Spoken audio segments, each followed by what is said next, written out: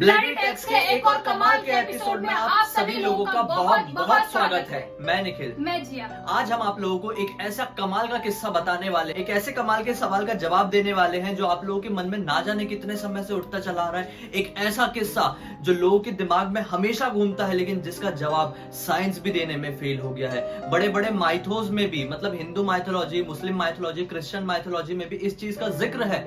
हर लोग हर तरह तरह की अलग अलग बात करते हैं और वही किस्से के ऊपर से आज हम आप लोगों को पर्दा उठाने वाले। आज हम आप लोगों के सामने 5 अलग अलग टॉपिक की मदद से बरमूडा ट्रायंगल के रहस्य से पर्दा उठाएंगे। और ये 5 टॉपिक है। पहला है हिंदू माइथोलॉजी, दूसरा है मुस्लिम माइथोलॉजी, तीसरा है साइंटिफिक माइथोलॉजी, मतलब कि साइंस क्या कहता है, चौथा है वो माइथोलॉजी जो दुनिया के सामने अपने आप आ गई है। ऐसे ऐसे रहस्य, ऐसे ऐसे किस्से लोगों के सामने आए जिससे लोग मान चुके हैं कि बरमूडा ट्रायंगल सचमुच में कुछ हॉन्टेड है, कुछ अलग है। और पांचवा है हमारा माइथोलॉजी, मतलब हमारे नजरिए से आज हम आप लोगों को बरमूडा ट्रायंगल क्लियर करने वाले हैं, तो बने रहिए अंत तक। दोस्तों, बरमूडा ट्रायंगल का किस्सा ना जाने कितने सदियों से, कितने सालों से चलता आ रहा है, लेकिन हम इंसानों ने नोटिस किया है 528 साल पहले। दरअसल 528 साल पहले क्रिस्टोफर कोलंबस अपनी किसी खोज में निकले हुए थे और वो इसी रास्ते से गुजर रहे थे और अचानक से उन्हें ये दिखाई दिया कि एक पर्टिकुलर समुद्र में कुछ जगह पर अचानक से कोई रोशनी चमक रही है और अचानक से वहां पर उनके सारे लोगों का और उनका भी कंपास काम करना बंद कर दिया था। दोस्तों, दरअसल अगर मैं आप लोगों को बताऊं तो कंपास एक ऐसा उपकरण, एक ऐसा इंस्ट्रूमेंट होता है जिसकी मदद से आप दिशाओं का पता लगा सकते हैं। आपको स्क्रीन में अभी कंपास का डिजाइन दिख रहा होगा। एक्चुअली दोस्तों, बरमूडा ट्रायंगल अटलांटिक ओशियन में स्थित है और ये 5 लाख स्क्वायर मील में फैला हुआ है। तो वहीं कुछ लोग ये कहते हैं कि ये 13 लाख स्क्वायर मील में फैला हुआ है, लेकिन सच्चाई किसी को नहीं पता। ना जाने कितनी ही सदियों से बरमूडा ट्रायंगल में आए दिन इतने खौफनाक किस्से होते हैं जिनका हिसाब रख पाना बहुत ज्यादा मुश्किल है। अगर हम मुस्लिम माइथोलॉजी के हिसाब से बात करें तो कहा जाता है कि अल्लाह ने जब सबसे पहले फरिश्तों को बनाया था और फिर फरिश्तों को बनाने के बाद अल्लाह ने आदम अलैहिस्सलाम को बनाया था। उन्होंने आदम अलैहिस्सलाम को बनाने के बाद फरिश्तों को कुछ हुक्म दिया था, लेकिन कुछ फरिश्तों ने उनके हुक्म को माना और वहीं कुछ फरिश्तों ने उनके हुक्म को मना कर दिया। उन्हीं में से जो सबसे ऊंचे दर्जे का फरिश्ता था, उन्होंने ये साफ मना कर दिया था कि मैं किसी भी मिट्टी की बनी हुई चीजों के सामने सजदा नहीं करूंगा। और इसी चीज से अल्लाह ने उसके ऊपर नाराज होकर उसे नर्क में जाने की सजा दे दी और इसके बाद से उसका नाम इब्लीस पड़ा। कहा जाता है कि नर्क में जाने के बाद भी इब्लीस नर्क का नहीं हुआ, वो बार बार नर्क से पृथ्वी में आता जाता रहता था और इसी वजह से एक बार बहुत ज्यादा नाराज होकर सारे फरिश्तों ने इब्लीस को आग की मदद से एक समंदर में ढकेल दिया और फिर वही समंदर में कुछ ऐसा पैदा हो गया जिसके बाद से उस समंदर की कोई भी आसपास जाता है तो खत्म हो जाता है। कहा जाता है कि बरमूडा ट्रायंगल में इब्लीस आज भी अपना राज कर रहा है। आज भी इब्लीस उसी समंदर से, मतलब कि उसी बरमूडा ट्रायंगल से सारे शैतानों को बुरे बुरे काम करने का हुक्म देता है। बुरे बुरे कामों को अंजाम उसी समंदर, उसी बरमूडा ट्रायंगल से देता है और इसलिए कहा जाता है कि बरमूडा ट्रायंगल से आसपास से भी कोई भी गुजरता है तो वो खींच के उसी नर्क में, उसी बरमूडा ट्रायंगल में चले जाता है। अगर हिंदू माइथोलॉजी के हिसाब से देखें तो बरमूडा ट्रायंगल का किस्सा तो हमारे रामायण काल से ही शुरू हो गया था। एक्चुअली जब हनुमान जी माता सीता को ये बताने लंका जा रहे थे कि श्री राम आपको बहुत जल्दी छुड़ाने के लिए आ रहे हैं, तो वही समुद्र पार करते हुए उनको एक राक्षसी मिली जिसका नाम सिंगिका था। तो सिंगिका ने ये बताया कि वो हिरण्यकश्यप की बेटी है और उसके अंदर इतनी ज्यादा शक्तियां हैं कि वो किसी को भी उसके परछाई से खींच के समुद्र के अंदर ले सकती है और उसे खा सकती है। उसने अपनी शक्तियों से बजरंग बली को भी रोक लिया था और समुद्र के अंदर खींच रही थी, लेकिन बजरंग बली तो बजरंग बली थे, उनको खींचना नामुमकिन था। उन्होंने उसका उसी वक्त वध किया और वो आगे बढ़ गए। ये सब कुछ वो राक्षसी की बेटी कहीं छुपकर देख रही थी और ये सब कुछ देखकर वो इतना ज्यादा घबरा गई कि वो उसी वक्त उस समुद्र को छोड़ने का फैसला ले लिया और वो उसी समय उस समुद्र को छोड़कर दूसरे समुद्र में आ बसी। कहा जाता है कि वो समुद्र अटलांटिक महासागर ही है और वो राक्षसी बरमूडा ट्रायंगल है। ये तो हो गई माइथोस की बात, लेकिन मुझे यकीन है कि आप सभी लोगों ने अटलांटिस शहर का नाम जरूर सुने होंगे। दरअसल दोस्तों, अटलांटिस शहर एक ऐसा शहर था जो बहुत ही ज्यादा विकसित था, जहां के लोग बहुत ही ज्यादा इंटेलिजेंट थे। वो इतने ज्यादा इंटेलिजेंट थे कि कहा जाता है कि इंसानी दिमाग से उनका दिमाग 100 गुना आगे चलता था। दरअसल कहा जाता है कि वो भी इंसान ही थे, लेकिन जिनके पास एक अलग तरह का स्पेशल दिमाग था। वो सारी चीजों को यूं एक झटके में सॉल्व कर लेते थे। वहां पे ना ही कोई बीमारी थी और ना ही कोई प्रॉब्लम। वो शहर अटलांटिक ओशन के बीचों बीच में बसा हुआ था। ये एक आइलैंड में बसा हुआ था। कहा जाता है कि कई सालों पहले वहां पर एक बहुत बड़ा तूफान और एक बाढ़ आई जिसकी वजह से वो पूरा की पूरा आइलैंड, पूरा की पूरा शहर धंसकर उस अटलांटिक महासागर के नीचे चला गया।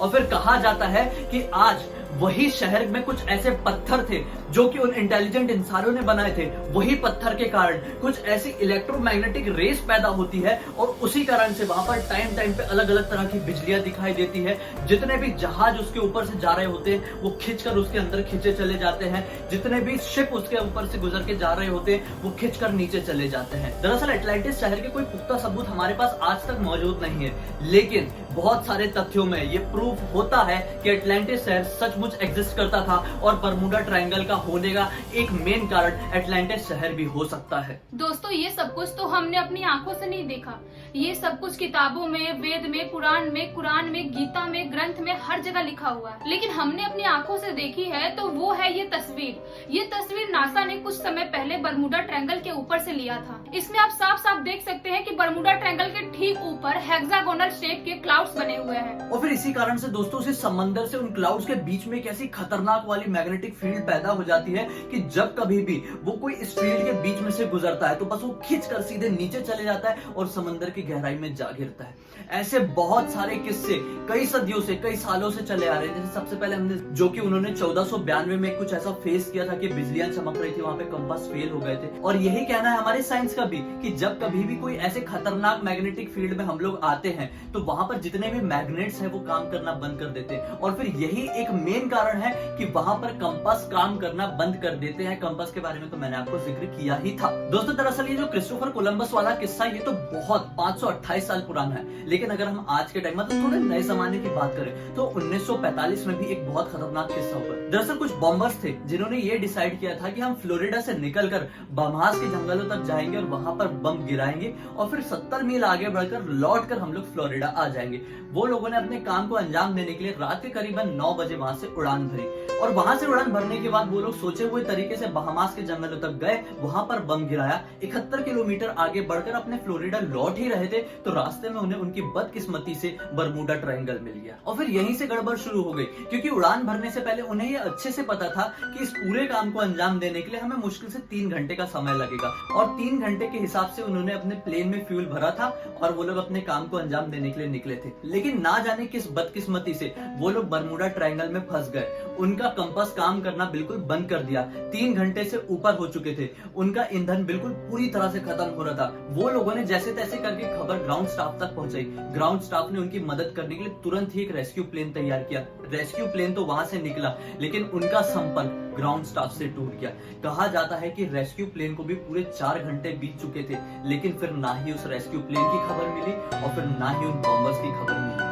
कहा जाता है कि ना ही उनके कोई अवशेष मिले और आज इतने साल बीतने के बाद ना ही उनकी कोई जानकारी मिली है। कहा जाता है कि यही खतरनाक बरमूडा ट्रायंगल वो लोगों को निगलेगा। इसी तरह का एक दिल दहला देने वाला किस्सा यूएसएस के शिप के साथ भी हुआ। वो शिप 309 लोगों को लेकर निकला तो सही, लेकिन वो बरमूडा ट्रायंगल में जाके ना जाने कहां खो गया, आज तक किसी को पता नहीं चला। दोस्तों, ऐसे ना जाने कितने ही खौफनाक दिल दहला देने वाले किस्से बरमूडा ट्रायंगल में बीतते हैं। एक एक को अगर हम लोग डिस्कस करने जाए तो ना जाने कितना बड़ा वीडियो बन जाएगा। ऐसे बहुत ही खतरनाक किस्से होते हैं बरमूडा ट्रायंगल के साथ, लेकिन साइंस भी ये पता लगाने में, पूरी पुष्टि करने में चूक चुका है कि बरमूडा ट्रायंगल की आखिर सच्चाई क्या है। क्या बरमूडा ट्रायंगल हमारी माइथोलॉजी से रिलेट करता है या फिर साइंस के हिसाब से या फिर नासा के हिसाब से बरमूडा ट्रायंगल में सचमुच कोई ऐसी कुछ अलग तरह की प्रॉब्लम है, मैग्नेटिक फील्ड वाली प्रॉब्लम है, जिसके कारण से आए दिन ऐसे खतरनाक किस्से उस जगह पर होते रहते हैं। हमें नहीं पता कि सच्चाई क्या है। हमने आपको कई तरह के तथ्य बताए।